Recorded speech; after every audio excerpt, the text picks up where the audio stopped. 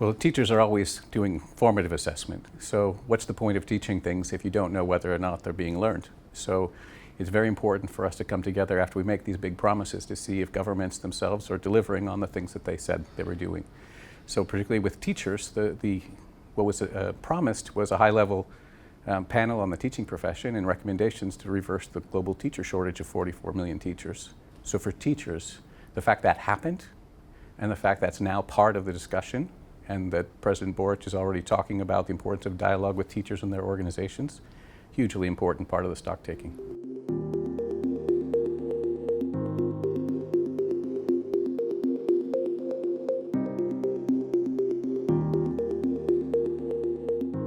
So first we're going to have our World Congress next month in Argentina, where we'll have over 2,000 teacher union leaders from all over the world. Amina Mohammed is coming and is going to be speaking and putting out a call to action to the teachers of the world to take the lead at this moment, given the crisis in terms of environment, war.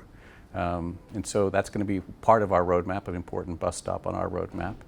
And then, as we heard from the Chilean president and the minister, around for them, the World Social Forum, they really want there to be a discussion with the teaching profession, with the workers as workers and as professionals. And so that's something that we're looking forward to discussing how we can help with that.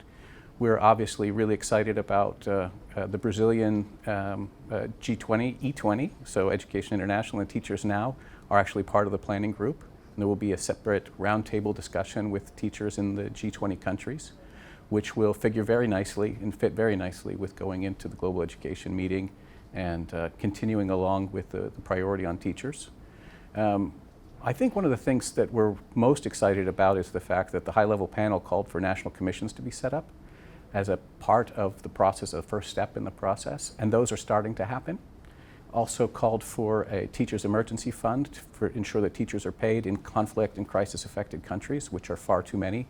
I was just in Palestine recently, and teachers are not being paid, those that we need the most, whether that's Yemen or wherever. So the financing piece is really important for us too. And then in terms of AI and technology and being the wisdom workers on the ground that help ensure that humans are not just in the loop, but are actually the organizing principle, that humanity is what technology is at the service of humanity, not vice versa. So we have a lot to do, but we're quite excited, and we're really happy to see that teachers have sort of figured so prominently here at the stock taking and in the roadmap going forward. So quite excited.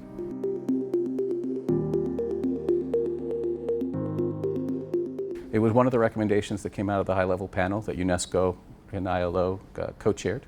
And what it basically does, you know, Lebanon was where it first happened because the teachers had gone, I think it was 8 months without any pay, but they were asked to keep working, but without being paid.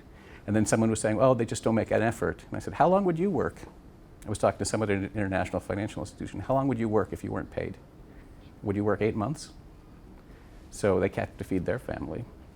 So that started a conversation about the fact that a lot of these organizations don't fund recurrent expenditures.